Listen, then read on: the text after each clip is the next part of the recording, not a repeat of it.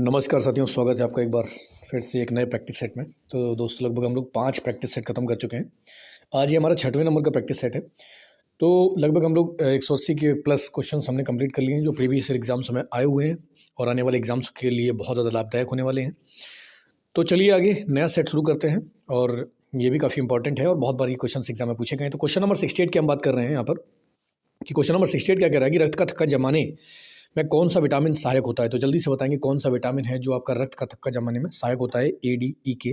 तो बहुत बार एग्जाम में क्वेश्चन आपने देखा होगा, बहुत सारे जो बच्चे जिन्होंने पेपर दिया होगा उनको पता होगा कि ये क्वेश्चन बहुत बार एग्जाम में रिपीट हुआ है। तो 68 का D is the right answer हो जाएगा आपका। तो vitamin D is the vitamin के इज द राइट आंसर। 68 का डी इज द आपका राइट आंसर हो जाएगा कि विटामिन के जो है ना वो रक्त का थक्का जमाने में सहायक होता है।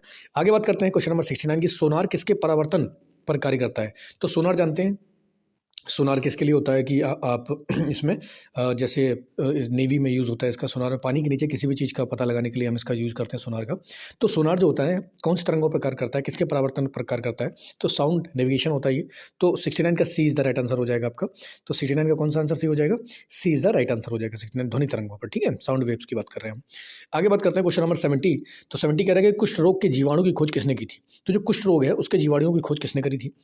तो जल्दी से बताएंगे 70 का आंसर क्या होगा। रॉबर्ट कोच ने, ल्यूवेनहॉक ने, या लॉर्ड हिस्टर ने, या हैंसन ने। तो कुष्ठ रोग के जो बैक्टीरिया थे उसकी खोज करने वाले कौन थे, हैंसन थे। ऑप्शन 70 का इज द राइट आंसर हो जाएगा आपका कि हैंसन ने खोज करी थी, ठीक है। आगे हम बात करते हैं क्वेश्चन नंबर 71 की, डायप्टर किसका मात्रक होता है। तो डायप्टर किसका है, बहुत बार ये भी एग्जाम में क्वेश्चन पूछा गया 71 कि डायप्टर जो होता है किसका मात्रक होता है। तो ये आपका होता है लेंस की क्षमता, फोकस का, या ज्योति फ्लक्स का, या आँख की समंजस क्षमता का। डायप्टर जल्दी से बताएं किसका होता है। तो 71 का क्या हो जाएगा आपका, ए इज द राइट आंसर हो जाएगा। तो 71 का ए इज द राइट आंसर की लेंस की क्षमता का मात्रक क्या होता है, डायप्टर। आगे हम बात करते हैं साल्ट पीटर किस धातु का अयस्क है। तो साल्ट पीटर जो होता है वो किस धातु का अयस्क होता है। बहुत इंपॉर्टेंट क्वेश्चन है ये, ध्यान रखना। 72 जो नंबर है आपका बहुत ज़्यादा इंपॉर्टेंट है कि साल्ट पीटर जो है ना किस धातु का अयस्क है। तो सोडियम का है, कैल्शियम का, पोटेशियम या लिथियम का है। तो जल्दी से बताइए, ये होगा सोडियम का। तो 72 का ए इज द राइट आंसर हो जाएगा आपका। 72 का ए इज द राइट आंसर कि सोडियम का होता है। साल्ट पीटर किस धातु का अयस्क है, सोडियम का। आगे, किस भारतीय खिलाड़ी को हॉकी का जादूगर कहते हैं। तो जल्दी से बताएंगे, सबको पता होगा मेजर ध्यानचंद हॉकी के जादूगर कहे जाते हैं। तो 73 का सी इज द राइट आंसर हो जाएगा, ठीक है। तो मेजर ध्यानचंद का जन्म कहाँ हुआ था, जल्दी से कमेंट करके मुझे बताना कि मेजर ध्यानचंद जो थे उनका जन्म कहाँ हुआ था। कमेंट करके बताना मुझे, ठीक है। अब क्वेश्चन नंबर 74 बताता है कि कुचिपुड़ी, देखो शास्त्रीय नृत्यों के बारे में बहुत बार एग्जाम में पूछा गया। तो कुचिपुड़ी जो है ना ये किस राज्य का लोक नृत्य है। तो 74 का आंसर क्या हो जाएगा, सबको पता होगा, आंध्र प्रदेश का है। जल्दी से बताएंगे। केरल का कौन सा है, तो जल्दी बताओ। कथकली है। तमिलनाडु का कौन सा है, कर्नाटक का कौन सा है। जल्दी से कमेंट में बताएंगे तमिलनाडु और कर्नाटक का जो शास्त्रीय नृत्य है वो कौन सा है। आगे बात करते हैं क्वेश्चन नंबर 75 की, यूनिसेफ का मुख्यालय कहाँ है। मुख्यालय हेडक्वार्टर बहुत ज़्यादा एग्जाम में पूछे जाते हैं। तो 75 नंबर क्वेश्चन का आंसर होगा क्या होगा, जल्दी बताओ। तो 75 का होगा यूनिसेफ का मुख्यालय आपका कहाँ मिलेगा, न्यूयॉर्क में मिलेगा। 75 का ए इज द राइट आंसर हो जाएगा। क्वेश्चन नंबर 76 कह रहा है कि देश का पहला विश्वविद्यालय कहाँ स्थापित किया गया था। ये क्वेश्चन ऐसे ना स्टैटिक के कि बार बार रिपीट होते हैं। आप बहुत सारे एग्जाम्स उठा के देखो, जाओ एग्जाम उठाओ, क्वेश्चन पेपर उठाओ एग्जाम्स के, और उनको देखो जाके, ये बार बार क्वेश्चन रिपीट होते हैं। तो देश का पहला विश्वविद्यालय कहाँ पर खोला गया था, तो ये आपका कहाँ खोला गया था, जल्दी कमेंट करो, बताओ जल्दी से किसको पता है। तो 76 का सी इज द राइट आंसर हो जाएगा कि 76 का सी इज द राइट आंसर कि देश का पहला विश्वविद्यालय कहाँ खोला गया था आपका, चेन्नई में।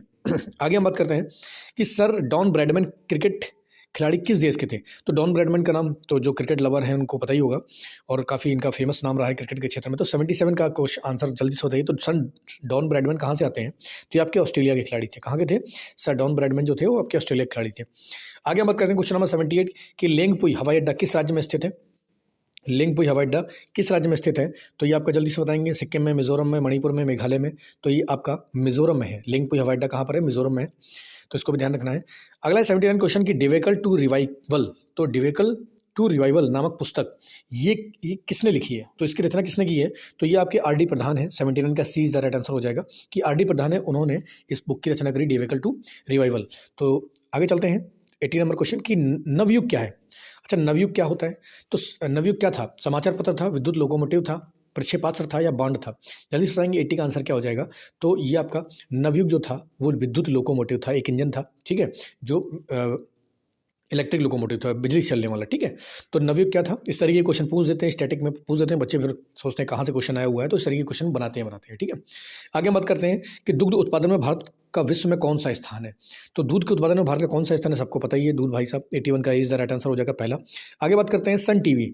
सन टीवी किस भाषा का टेलीविजन है? तो सन टीवी जो है ना, कौन सी भाषा में? ऐसे क्वेश्चन एग्जाम में डाले गए हैं, बताओ कि सन टीवी किस भाषा का टेलीविजन है।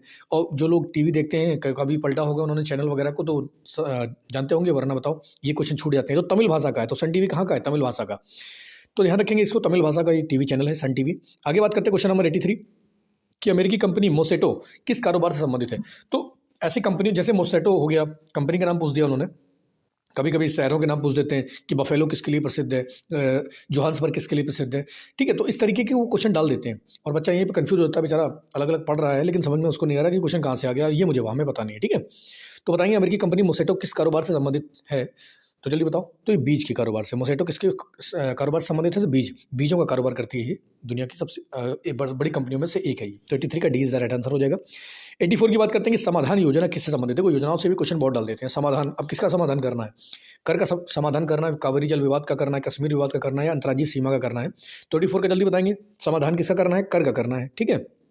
किसका समाधान करना है? करों का, टैक्स का समाधान करना है। तो 84 का ए इज द राइट आंसर हो जाएगा। क्वेश्चन नंबर 85 है सन लाइफ।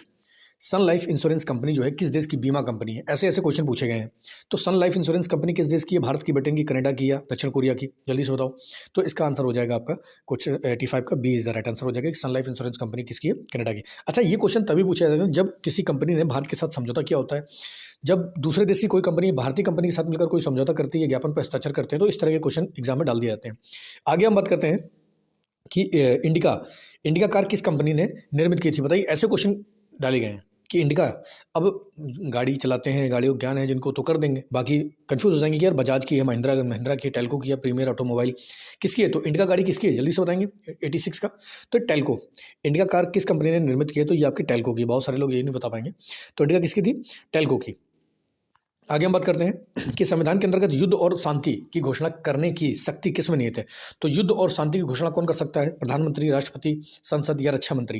तो ये क्वेश्चन हम पॉलिटी में पढ़ चुके हैं। युद्ध की घोषणा समाप्ति का काम किसका होता है? तो ये राष्ट्रपति ही करता है। 87 का B is the right answer हो जाएगा आपका। अब क्वेश्चन नंबर 88 कह रहा है कि भारत में संघ और राज्यों के लिए किस राज्य को छोड़कर एक ही संविधान है? तो संघ और राज्यों के लिए ये थोड़ा सा प्रीवियस ईयर में पूछा गया था, कुछ टाइम पहले का है।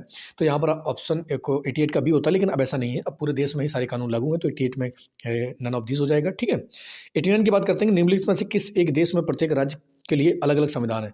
तो किस देश में प्रत्येक राज्य के लिए अपना अलग अलग संविधान है? तो जैसा हम पता है, पढ़ चुके हैं फेडरल सिस्टम में हम, भारत, कनाडा, पाकिस्तान या संयुक्त राज्य अमेरिका। तो यूएसए ऐसा देश है जहाँ पर राज्यों का अलग संविधान है और देश का अलग संविधान है। आगे बात करते हैं क्वेश्चन नंबर 90 की निम्नलिखित समितियों में से कौन सी एक समिति संसद की स्थायी समिति नहीं? हमने समितियों के बारे में बाकायदा क्वेश्चन पढ़े हुए हैं, जाके देखो जाके कि कौन सी स्थायी समिति नहीं है। लोक लेखा समिति, प्राक्कलन समिति, सरकारी उपक्रम समिति, या वित्त मंत्रालय की परामर्शदात्री समिति? तो स्थायी समिति वो होती है जो समितियों का गठन होता ही होता है, ठीक है, हर साल होता है।